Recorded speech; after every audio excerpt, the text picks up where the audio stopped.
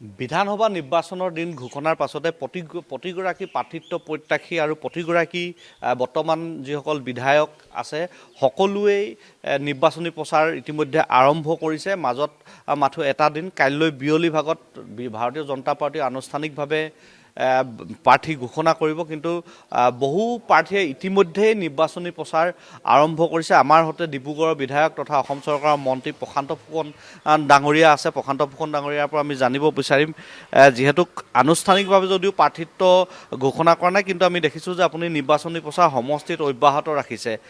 এইবাৰ কেনেদৰে আগবাঢ়িছে আৰু ইতিমধ্যে আপোনাৰ বিৰুদ্ধে ডিব্ৰুগড় বিধানসভা সমষ্টিত বিৰোধী ফালৰ পৰা জাতীয় পৰিষদৰ এগৰাকী প্ৰাৰ্থীক তেওঁলোকে প্ৰাৰ্থিত্ব প্ৰদান কৰিছে, কিমান প্ৰত্যাহ্বান হ'ব এইবাৰ? মই চাওক, প্ৰত্যাহ্বানৰ কথাটো পলিটিকেলি কাকো সৰু বুলি ভবা কথা নহয়।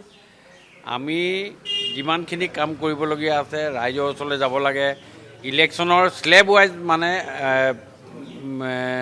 ভোটৰ যিটো মানে আপোনাৰ পাব্লিচিটি, সেই পাব্লিচিটিটো বেলেগ বেলেগ ধৰণৰ বেলেগ বেলেগ হয়। এতিয়া একেবাৰে ইলেকশ্যনৰ ওচৰৰ সময়, সেই সময়ত মানুহৰ ওচৰলৈ যোৱা আৰু 3 বছৰ থাকোঁতে যোৱা সেইটো বেলেগ হয়। আজি এই মুহূৰ্তত আমি সেই সময়ত যি ধৰণে কৰিব লাগে, লাষ্ট 4টা ইলেকশ্যনত মই যি ধৰণে কৰিছিলোঁ, ঠিক তেনেকৈ এতিয়া ড'ৰ টু ড'ৰ কেম্পেইনৰ নিচিনা এটা যি ব্যৱস্থা, সেই ব্যৱস্থাটোৱে এতিয়া আমি অঞ্চলে অঞ্চলে গৈ আছোঁ, ৰাইজৰ ওচৰত কৈছোঁ যে আমাৰ কাইলৈ পৰহিলৈ টিকেট ডিক্লেয়াৰ হ'ব, আমাৰ এইটো স্থিতি হ'ব, এনেকুৱা ধৰণৰ হ'ব। আৰু আমি তেওঁলোকক যিখিনি কাম তেওঁলোকক ডেভেলপমেণ্ট কৰি দিছোঁ, ডেভেলপমেণ্ট কৰি দিয়াৰ ক্ষেত্ৰত আমি কি কৰিছোঁ, সেই কথাখিনি লৈ তেওঁলোকৰ ওচৰত আমি যোৱাৰ ব্যৱস্থা কৰিছোঁ। এতিয়া আমি পঞ্চায়তে গৈছোঁ, আমাৰ তাৰপাছতে আমাৰ বহুত ৱাৰ্ড 4-5টা শক্তি কেন্দ্ৰবিলাক আছে। মুঠ ভোটাৰ কিমান আছে বা ডিব্ৰুগড় ভিতৰত? 1,97,000 ভোটাৰ আছে আৰু পাৰহেপছ প্ৰায় 1.5 লাখমান ভোট প'ল হ'ব ডিব্ৰুগড়ত। এইটো এটা আমি ষ্ট্ৰেটেজি কৰিছোঁ, 1.5 লাখমান ভোট প'ল হ'ব আৰু সেই ধৰণেৰে আমি ষ্ট্ৰেটেজি কৰিছোঁ। আৰু মই পাইছোঁ ডিব্ৰুগড় সমষ্টিত এইবাৰ যিটো শুনি দেখি বুজি পাইছোঁ, এটা ভাল এটা স্থিতি ভাৰতীয় জনতা পাৰ্টি থাকিব। কংগ্ৰেছ দলে তেওঁলোকে প্ৰাৰ্থিত্ব মানে আপোনাৰ বিৰুদ্ধে প্ৰাৰ্থী বিচাৰি নাপালেনে, নে তেওঁলোকে ইয়াত নিৰ্বাচনত অৱতীৰ্ণ হ'বলৈ ভয় খালে? কি বুলি ভাবে আপুনি? বিগত 4টা নিৰ্বাচনত তেওঁলোকে পৰাজিত হৈছে ধাৰাবাহিকভাৱে কংগ্ৰেছ দলৰ প্ৰাৰ্থী ইয়াতে।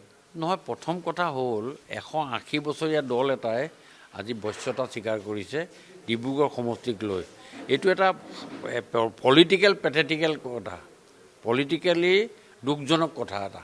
আজি কংগ্ৰেছ দলে ডিব্ৰুগড় নিচিনা সমষ্টিত, যিটো সমষ্টি ৰায়বেৰেলীৰ পাছত এটা সমষ্টি বুলি এসময়ত কংগ্ৰেছে বুকু ফিন্দাই কৈছিলে, সেই সমষ্টিটোৰ আজিৰ ডেটত তেওঁলোকে বশ্যতা স্বীকাৰ কৰি এটা নতুন আনৰিকগনাইজ দল এটাৰ চিম্বল নথকা ইলেকশ্যন কমিশ্যনৰ নিৰ্দলীয় পাৰ্টি হিচাপে এজনক তেওঁলোকে এই ছিটটো এৰি দিছে।